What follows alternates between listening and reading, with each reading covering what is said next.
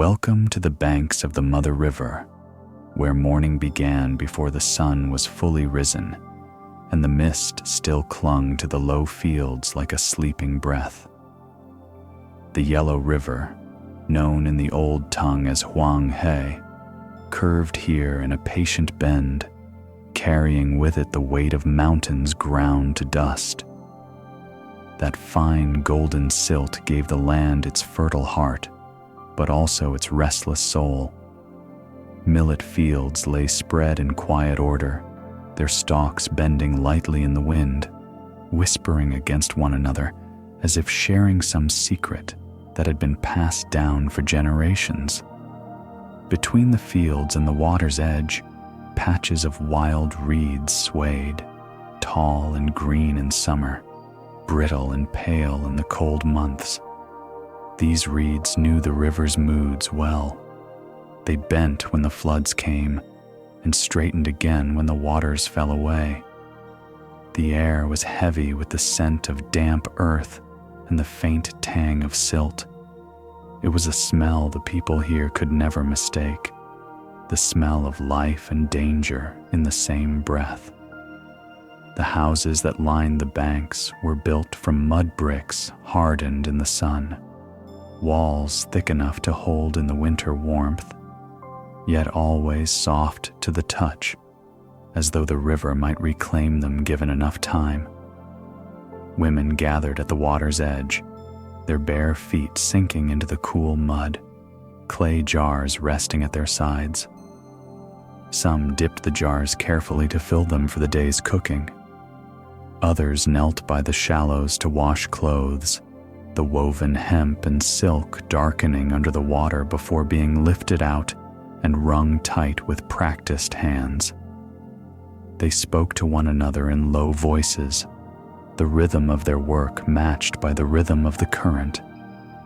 And sometimes, when the breeze softened, a song would rise, not loud, but enough to carry over the rippling water, threading through the reeds before fading. A lesser-known truth of this place was the way the Yellow River shifted its course over the centuries. Its bed was never fixed. The silt it carried built up and forced the water into new paths, sometimes many li away from where it had once run.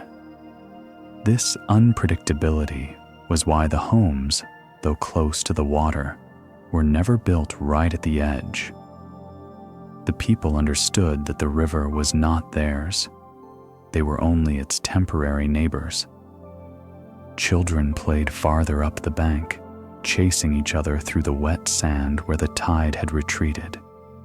They dug with sticks, finding tiny shells and smooth stones the river had carried from far away. An old man watched them from a worn stool, the handle of a bamboo fishing rod resting loosely in his hand. His eyes, lined like the furrows of a plowed field, followed the water rather than the children. He had seen the river in flood years, when its surface turned wild and brown, carrying whole trees and the wreckage of homes. He had seen it in drought, when the bed cracked in the sun and fish lay gasping in shallow pools. And he knew that in either mood, it was always the same river, patient, powerful, and unmoved by human will. On this morning, the current was gentle. Flat-bottomed boats, made of poplar and pine, were tied loosely to wooden posts driven into the mud. A few men checked their nets, shaking them out so the fine threads would not tangle. Nets here were knotted from hemp fiber, dyed dark to vanish beneath the water's skin. The fish caught in them, carp, catfish, and the occasional silver-colored huangyu, were sold in the market or traded for grain and oil. The people lived by the river, and the river gave them enough to live, most years. As the sun lifted higher, its light turned the river's surface from slate to gold. Reflections of the mud brick houses wavered with every small ripple. Somewhere downstream, A water wheel creaked into motion, its wooden paddles dipping in and out, lifting water into irrigation ditches that ran like quiet veins into the fields. The ditches were lined with stones, smooth from decades of use. Millet thrived in this soil, its small, round grains forming the base of porridge, steamed cakes, and flat, baked breads. In the cooler months, the people warmed their hands around bowls of millet soup, breathing in the scent of its nutty sweetness. The reeds along the bank shifted, revealing a pair of white egrets stepping carefully through the shallows. Their reflections moved in the water like faint ghosts, disturbed only when the birds speared their beaks down for fish. Farther off, a cormorant surfaced with a wriggling catch, droplets sliding off its dark feathers. Such sights were daily here, part of the quiet exchange between the river's creatures and those who depended on them. Beyond the village, the Yellow River continued eastward, heading toward lands and cities most here would never see. It carried stories as much as it carried water. The drifting of traders' boats heavy with salt, the silent passing of soldiers heading north, the secret messages sewn into cargo sacks, unnoticed by those who did not know to look. All of it passed along this same waterway, the same current that bent around the village like an arm. The morning grew warmer. Voices from the washing place grew softer as the women finished their work. Wet clothes, wrung and folded into baskets, were carried back toward the homes, where they would be hung to dry on bamboo poles propped against the sunlit walls. The old man rose from his stool, lifting the fishing rod with a slow, deliberate motion, the line slipping from the water without a single tug. No catch today. He didn't seem disappointed. Some days were for fishing, others only for watching. By midday, the riverbank was almost still. Only the faint creak of the water wheel and the occasional splash of a fish broke the silence. Shadows shortened. The air grew heavy, and the golden light pressed low over the millet fields. In the distance, the faint outline of hills wavered in the heat. And yet, in that stillness, the river kept moving. It always had, and always would, carrying the fine yellow silt from far-off mountains, carrying the memory of floods and the hope of harvests, carrying the voices of those who stood upon its banks, and the silence of those who had left. Somewhere downstream, beyond the reach of sight, the current curved again, perhaps around another village, perhaps into a place where lanterns waited to be set afloat. The people here could only guess. The river's path was its own, and on its surface, the morning's ripples smoothed into a single, unbroken gleam. The sun was still low when the market's first sounds began to stir. The clatter of wooden cartwheels on packed earth, the murmur of early voices, the hollow thump of baskets being set down on the ground. Here, on the edge of the river town, the market gates opened toward a wide, dusty square. The air held the faint mingling of many scents: river water clinging to fishermen's clothes, the sweet bite of star anise in a cloth pouch, and the sharper tang of garlic drying in the sun. Wicker baskets rested on the ground in neat clusters, some lined with fresh leaves to cradle the morning's harvest, others smelling faintly of salt and dried fish. The wives came early, their steps measured, their eyes quick. Each carried a basket on her arm, light at first, to be filled as the morning passed. They knew the path through the rows of traders, who had the freshest sesame oil, who could be trusted to weigh fairly, who sometimes raised their prices for outsiders but lowered them for neighbors. Silk scraps were laid out like small, bright rivers across low tables, some pieces no bigger than a hand, cut from robes too worn to mend. A careful eye could find a match for a child's sleeve, a patch for a husband's travel tunic, or a strip wide enough to bind hair against the wind. The air was busy, but not hurried.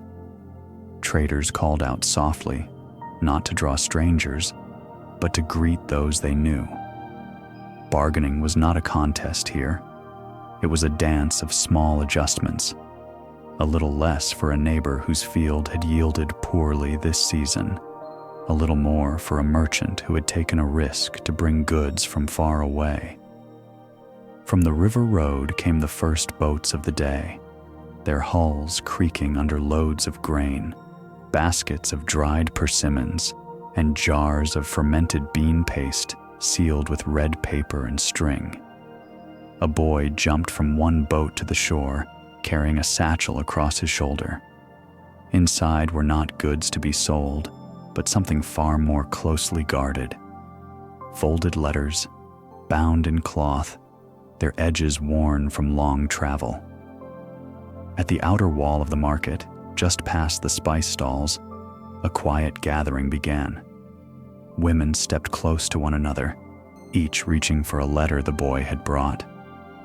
A coin passed here, a handful of dried apricots there, not for the value of the trade, but as thanks for the careful keeping of the message. Some letters were written on thin paper, ink faded from damp air. Others were scratched on bamboo slips, the strokes pressed deep to last through the journey. A wife might run her fingers over the writing before she even unfolded it, feeling the shape of her husband's hand in the strokes. But not all letters held the weight of news. Many carried more silence than words. Lines about the weather at a distant port, the health of a trade caravan, the count of sacks of grain delivered to a lord's storehouse. Rarely did they hold the phrases most longed for. I am well. I will return soon. I think of you.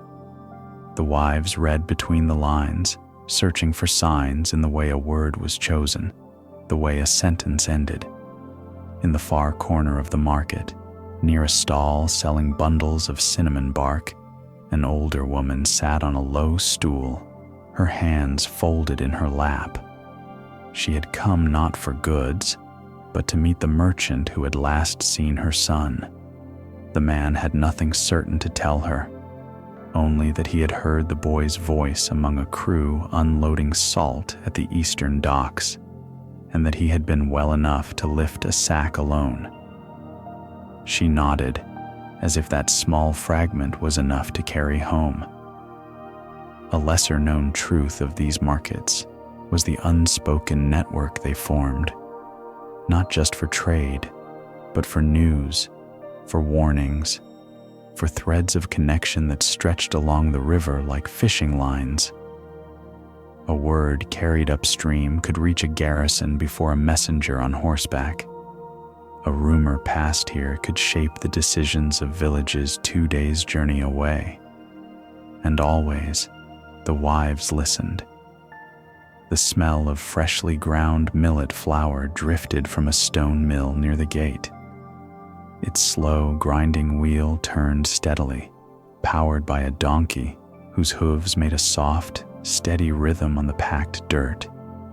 The sound mixed with the creak of woven baskets being lifted and set down, the quiet cough of a vendor arranging bundles of scallions, the swish of silk as women passed each other in the narrow space between stalls. By mid-morning, the market's light shifted. The sun climbed higher, and the edges of shadows began to blur. The air warmed, loosening the sharper sense of spice and dried fish into a more blended haze. Children darted between their mothers' skirts, chasing one another past stalls stacked with clay jars and woven mats. At the market gate, the boat boy had already gone, his satchel empty. The wives lingered in the shade near the wall, reading their letters again, or folding them into cloth purses to be kept close until they could be read in private. For some, the act of receiving the letter was more important than its content, proof that a husband was still somewhere in the world, still able to send his words along the river's path. One woman tied her letter into her hair sash just above her neck. Another slipped hers into the lining of her robe over her heart. A younger wife, still holding hers open, let her eyes wander toward the boats at the dock, as though she might see the very one that had carried it here. The market would go on until the sun tilted west, but for these women, the most important exchange had already taken place. Baskets would be filled, coins spent, silk scraps chosen. Yet it was the folded papers, thin as leaves, that bore the real weight of the day. As the morning light deepened to gold, the market's hum became steady and low. From beyond the gate, the sound of the river reached faintly, a reminder that goods and letters alike had traveled far to arrive here and would travel far again. The wives stepped back into the market lanes, their baskets swinging gently, their letters held close. And somewhere beyond the stalls, past the boats and the reeds, the river carried away the echoes of words written by hands far from home. The riverbank always seemed wider in the days after a departure. Boats tied at the dock shifted quietly in the current, their ropes creaking against worn wooden posts. The space where a husband's voice might have been, calling across the yard or singing a work song at the river's edge, felt larger than the absence itself. Some men left as soldiers, riding north with the border guards where the flat plains gave way to cold wind and dust. They were given horses, spears, and padded armor stitched from layers of felt and hide.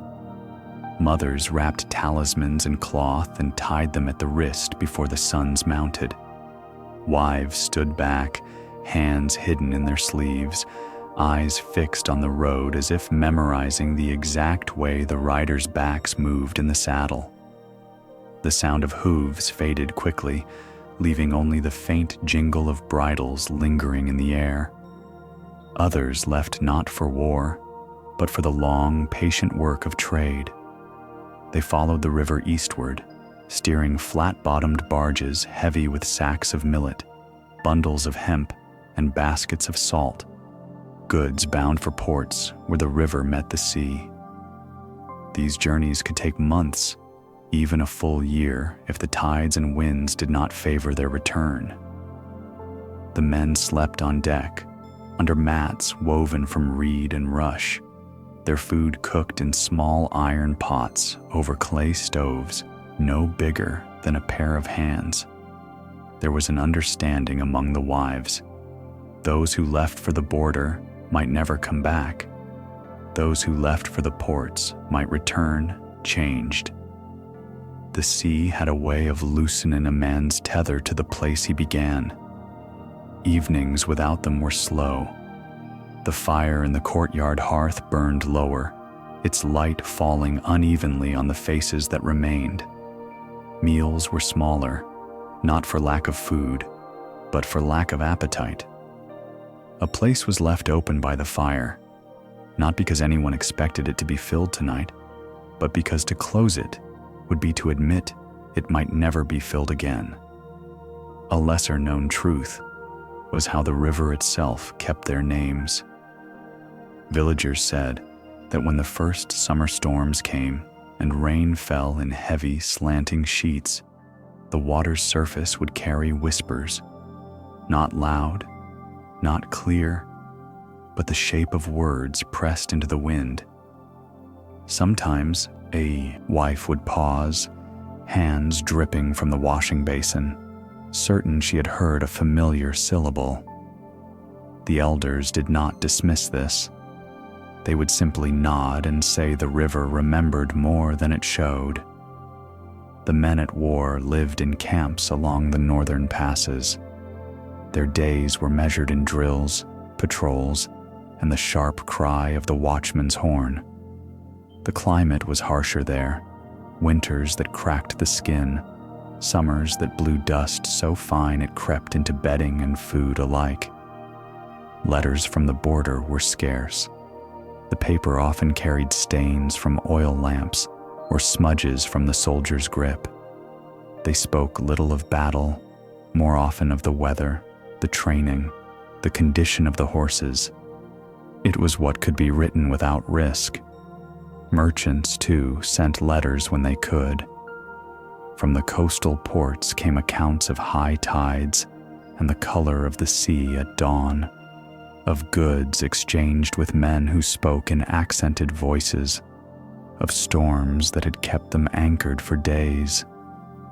They described salted fish packed in ceramic jars, fine tea leaves rolled tight as pearls, lacquerware painted with designs no one in the river villages had ever seen.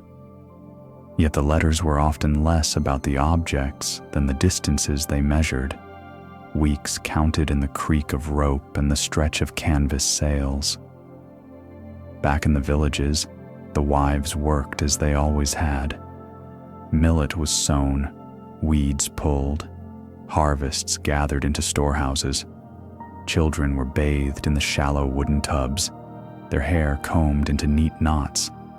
At the washing stones, hands beat cloth against rock with a rhythm that was half labor, half lullaby. At the market, the women kept their ears open for news. A trader who had come from the north might have seen the garrison. A fisherman from downstream might have passed a merchant's barge. At night, the sound of the river filled the gaps in conversation. Families sat in courtyards under paper lanterns, their light a softer echo of the ones that would later be set upon the water for the absent. Dogs curled near the walls, their ears flicking at every distant sound. Somewhere beyond the reeds, a heron's cry broke the stillness, sharp and brief, before the night folded over it again.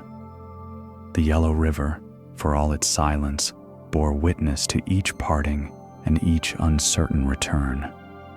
Its current touched the legs of horses stepping into the shallows before a northward ride. It lifted the hulls of merchant boats as they leaned into the bend. It received the lanterns at festival time, each flame a small, stubborn refusal to forget. Sometimes the wives spoke of what they would say if their husbands returned tomorrow, words rehearsed in the mind during the quietest hours of work. Yet these imagined greetings changed with the seasons. In spring, they were full of lightness and relief. In winter, they carried the slower weight of time past. And always, they were tempered by the unspoken knowledge that some greetings would never be given at all.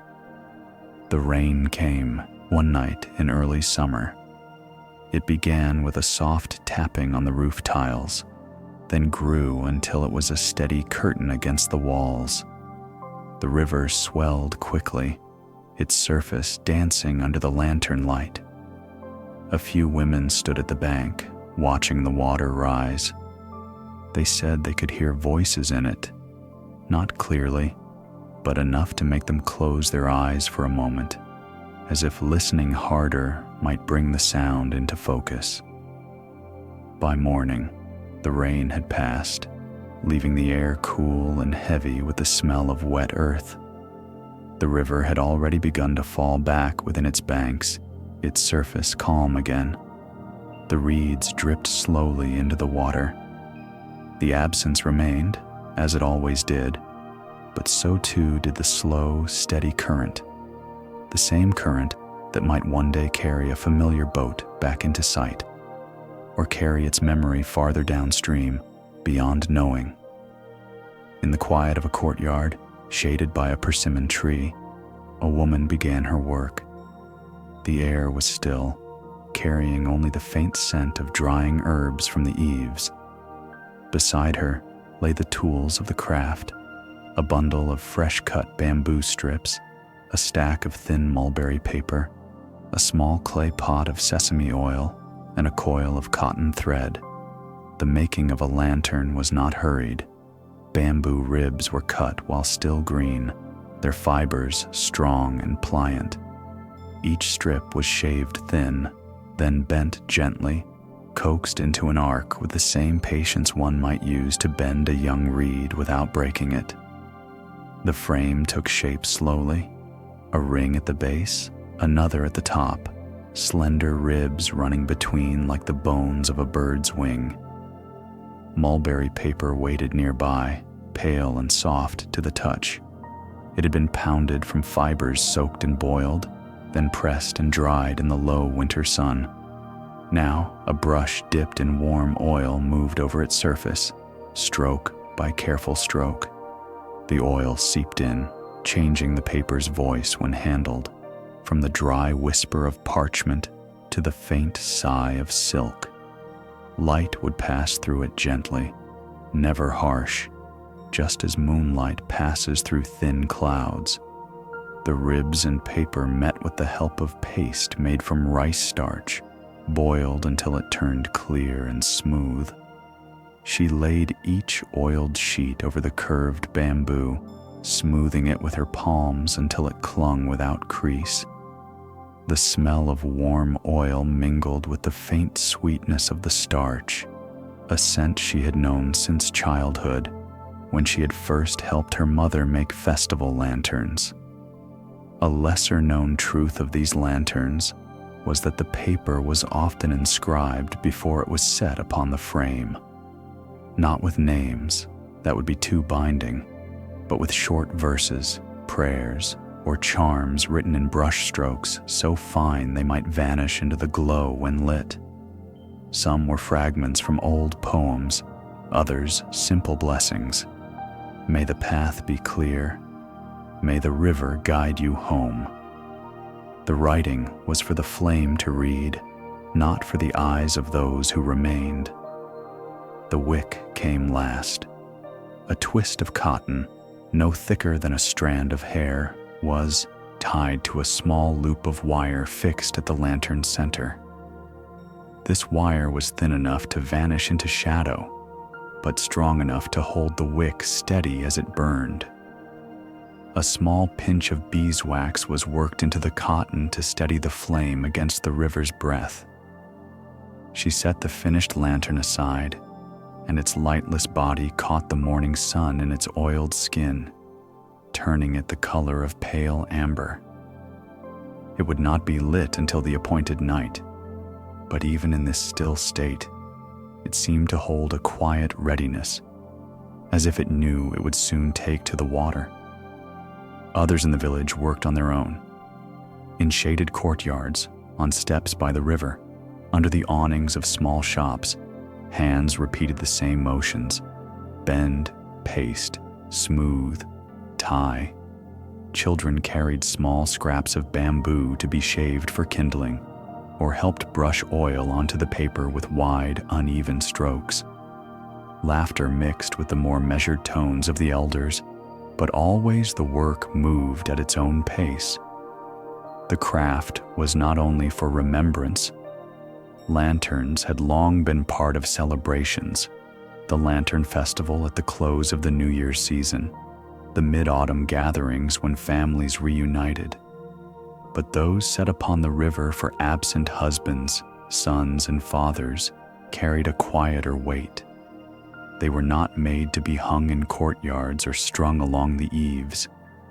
They were made to drift away, their light seen only for a time, then lost to distance.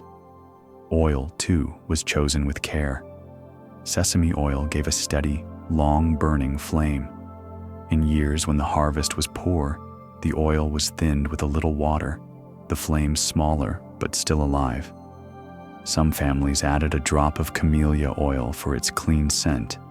believing it helped guide the spirit of the lantern's message. When the frames were all made, the paper smoothed, the wicks tied, the lanterns were stored in baskets lined with soft cloth. They waited in cool corners, away from dust, like sleeping creatures who would wake only once in their lives. Toward evening, the woman returned to her work table to make one final check.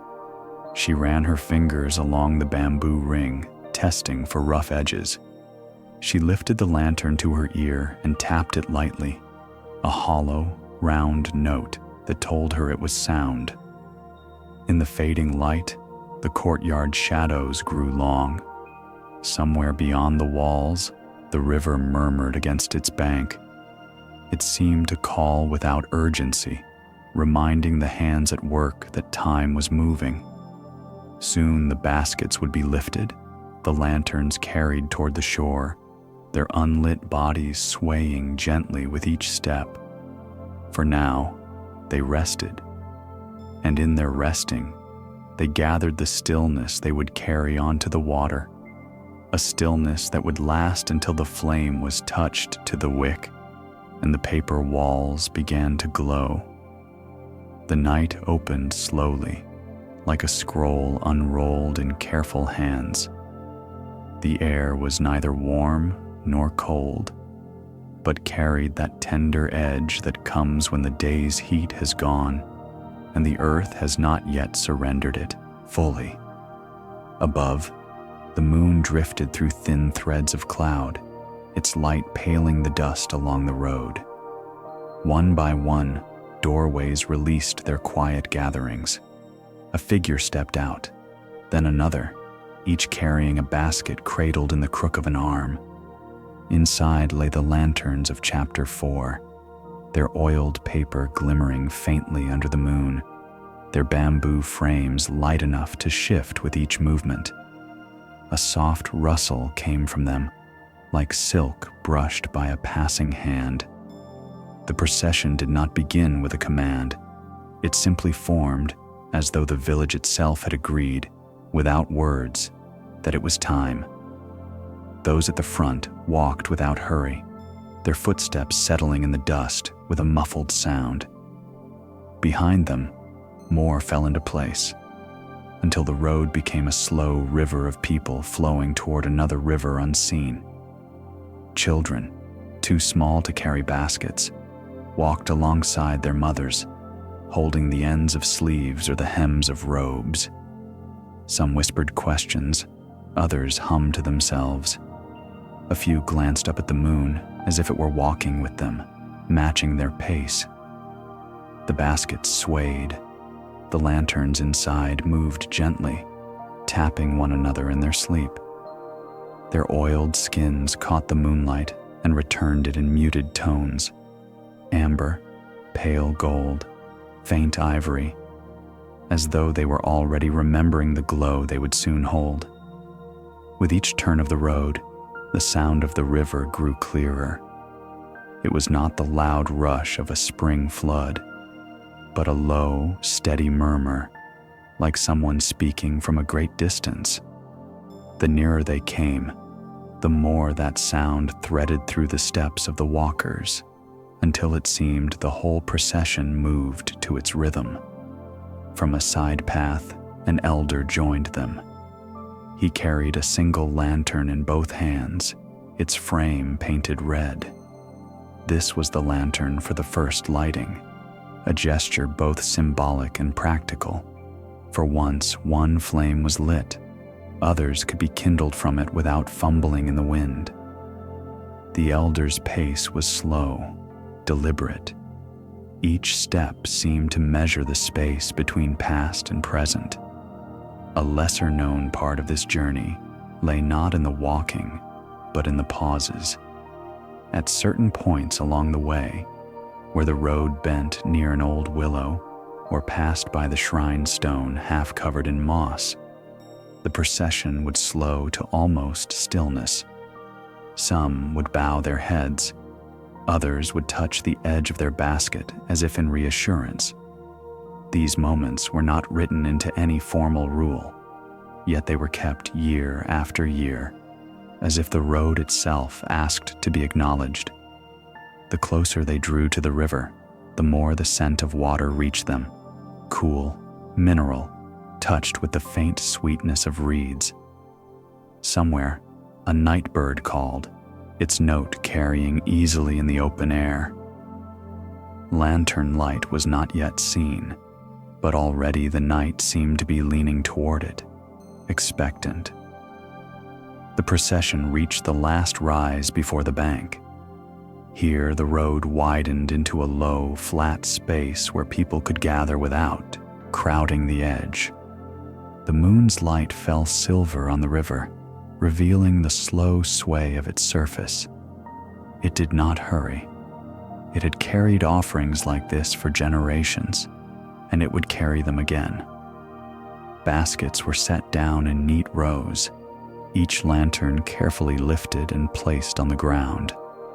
The people stood back, letting them rest for a moment in the cool night air. The oiled paper seemed to drink the moonlight, growing softer, less like an object and more like a breath about to be exhaled. The elder moved to the front. Without speaking, he knelt and took from his robe a small clay oil lamp. Its flame was small but steady, shielded from the breeze by his hand. He touched it to the wick of the red-framed lantern, and the paper walls began to glow. Not brightly, not yet, but with the warm pulse of a waking heart. One by one, others came forward. From that single flame, each lantern was lit in turn. The glow spread through the rows until the gathering was ringed with quiet fire. Faces turned softer in that light, eyes lowered, not from sadness, but from the natural pull of something delicate and brief. It was here, in the mingling of glow and river sound, that the pace slowed to near stillness. No one rushed the lighting.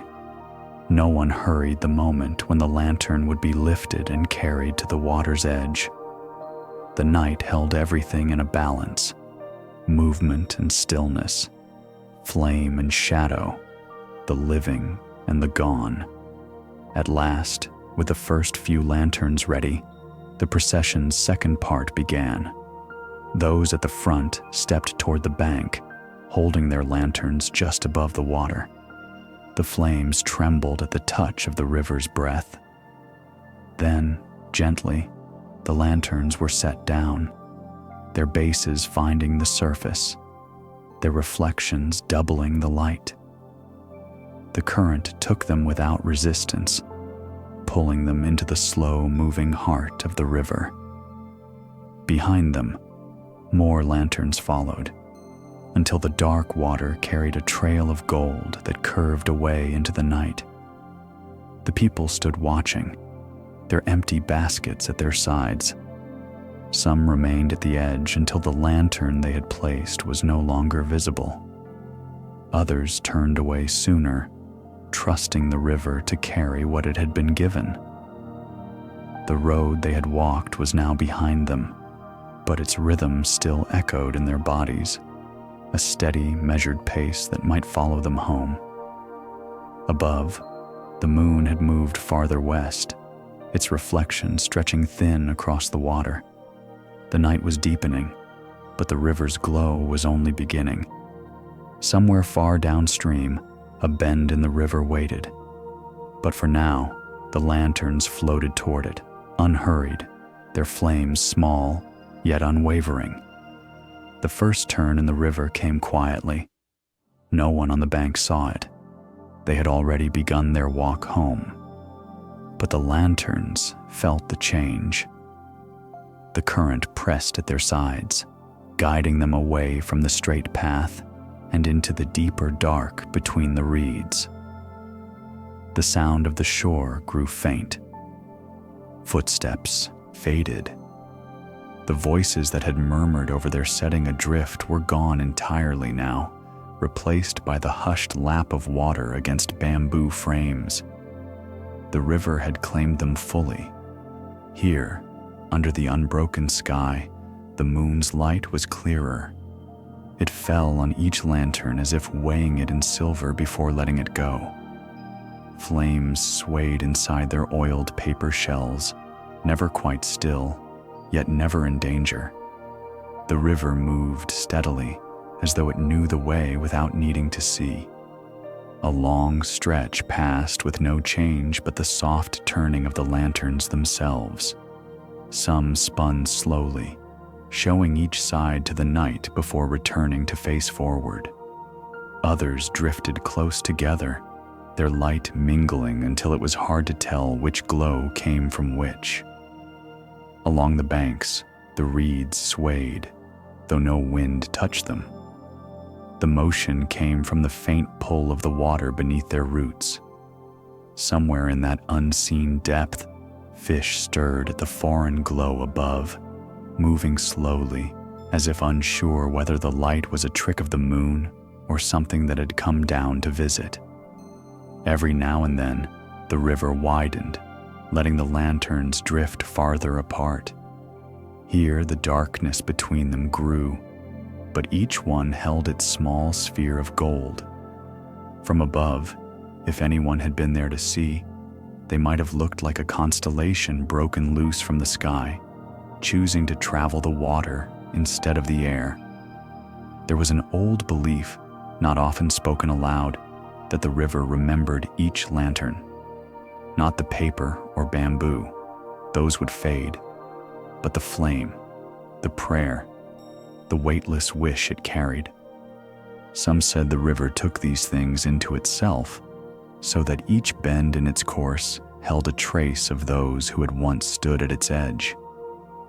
Whether this was true or not, the current moved with a care that seemed almost deliberate, avoiding the sharp stones near the shallows, steering the lanterns toward the open center.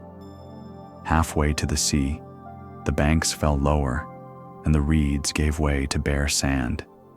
Here, the world was even quieter. The air felt larger, as though the land had stepped back to give the river more room.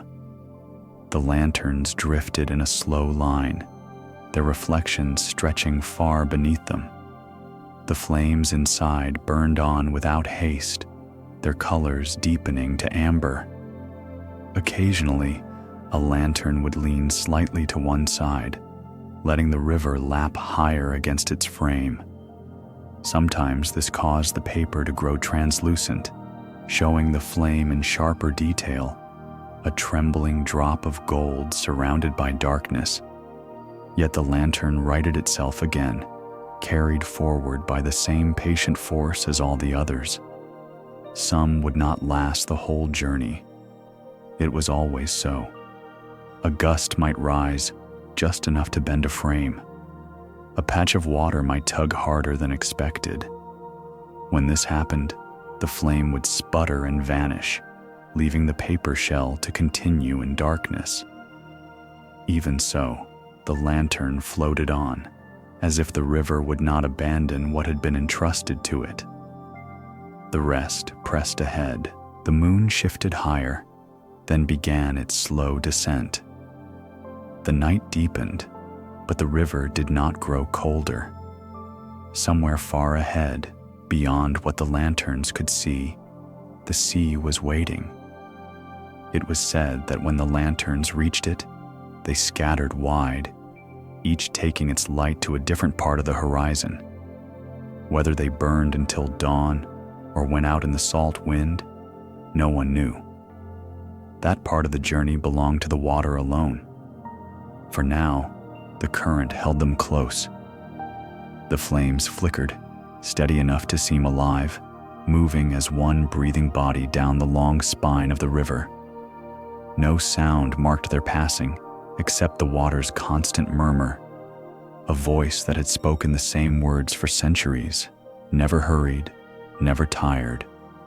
On the banks, where no footsteps remained, the sand kept the memory of the earlier crowd in shallow depressions. In a day or two, the marks would be gone, washed clean by the same water that now carried the lanterns. But here, on the surface, their light lingered, traveling on without any need for witness. As the river curved again, the last trace of the village's lantern glow was gone from the horizon. Only the moon and the stars shared the sky with the drifting lights. The night was no longer divided between human and water. It was a single, unbroken space through which the flames floated like thoughts not yet spoken. Far downstream, the air carried a faint tang, the first whisper of salt. The lanterns could not feel it, but the river did, and it began to widen, smoothing its surface in preparation for the meeting ahead. For now, the journey continued, without urgency, without end. The sea would come when it came.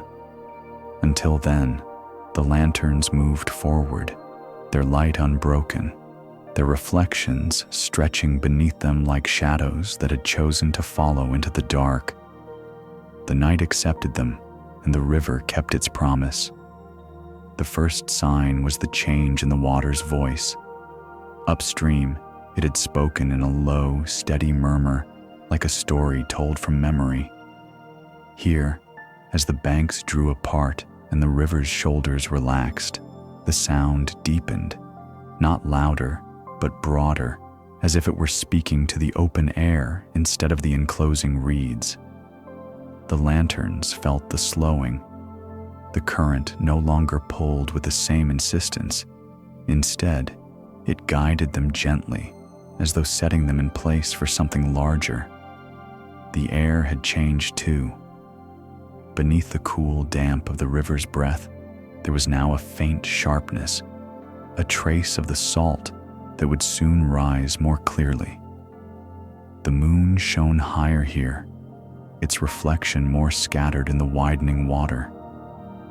No longer confined between banks, the light drifted out in ripples, touched by the same wind that curled the edges of the waves. The lanterns moved in small clusters now, their flames leaning slightly when the breeze brushed past.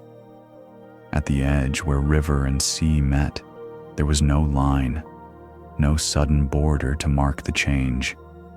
The fresh water simply grew thinner, more open, more ready to let go of the shape it had carried for so long.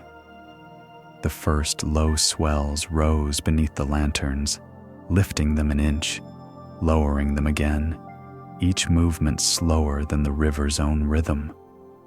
The night around them grew quieter, though the sound of the sea was there, a distant, endless breath, drawn in and released over and over. No voices waited here, no footsteps pressed into sand. This was a place without witness, where the lanterns might enter the sea unseen. Some drew closer together as the water shifted beneath them. Their glows merged, the paper walls faintly touching before separating again. Others drifted alone, small islands of gold in the silver expanse. The breeze carried the scent of faraway shores, though none could be seen. It was here, in this in-between place, that the river's guardianship ended. The current no longer steered them. The sea did not claim them outright. They floated in a quiet balance, neither leaving nor returning, held by the turning of the tide. An old belief said that if a lantern reached this meeting place, the prayer within it became part of the sea itself, scattered into every wave. In time, it might wash ashore on a coast where no one knew its origin, carried in the faint warmth of a night wind or the calm inside a sheltered cove. No one could say if this was true, but the sea gave nothing to contradict it. The first lantern to cross fully into salt water did so without notice. Its paper sides trembled, but the flame held steady. The swell beneath it lifted higher, carrying it farther from its companions.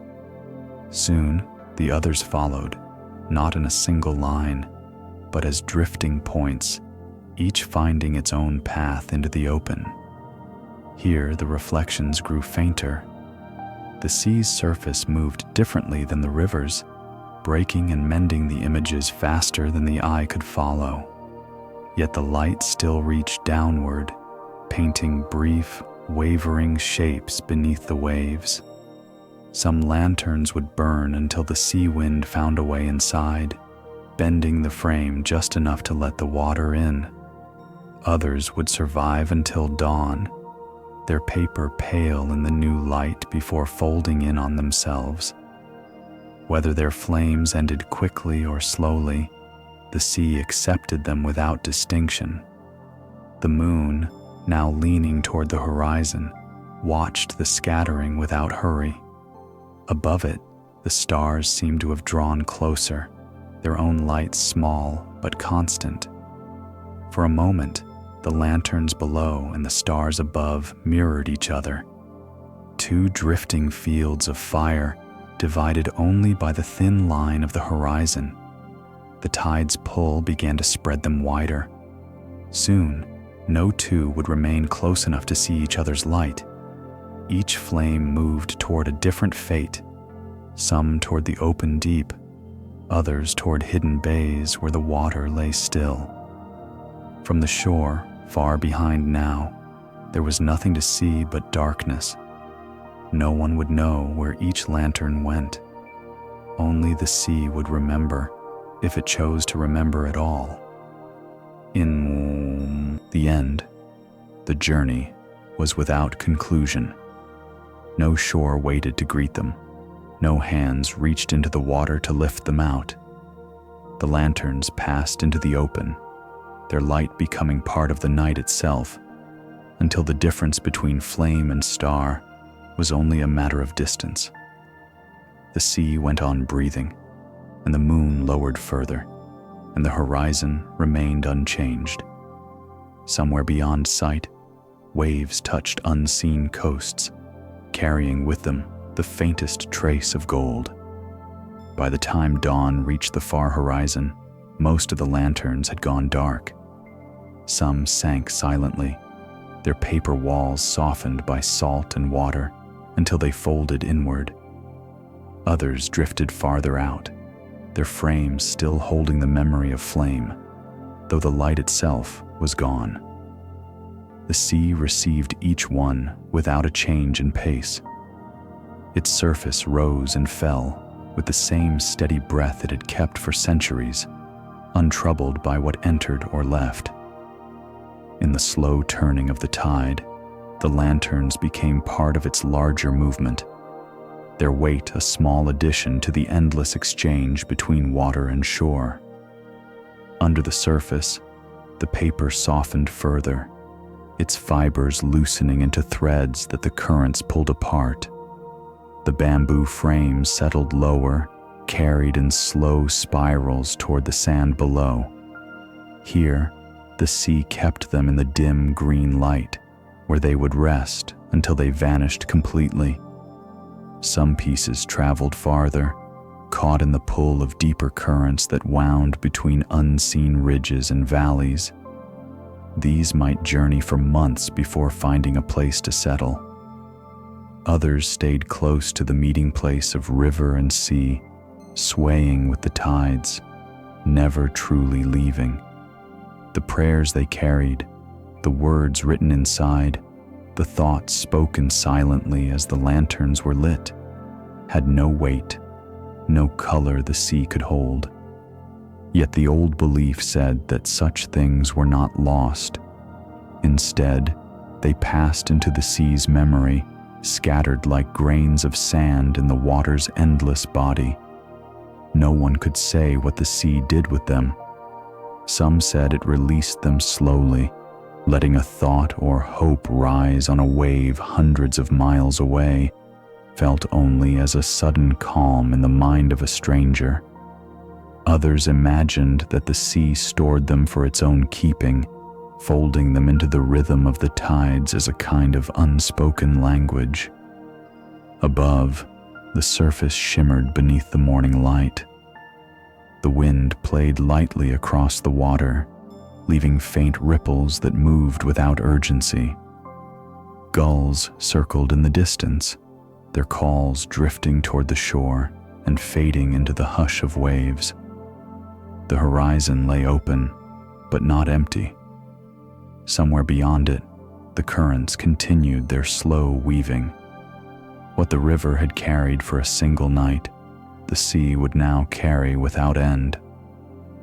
The lantern's journey was over, but their presence remained, not in form, but in the way the water felt against the skin, in the faint glimmer that sometimes lingered after the sun slipped away.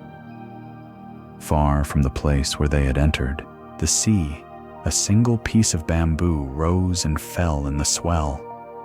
Its shape no longer resembled a lantern, yet a thin line of gold still clung to it, paint that had not yet surrendered to the salt.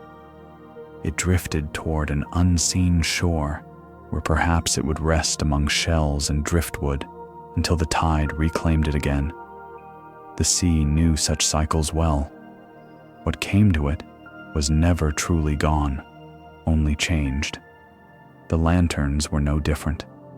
Whether their remains lay beneath the waves, washed upon a quiet strand, or dissolved into the water itself, they belonged now to the same movement that had shaped the shore for countless generations.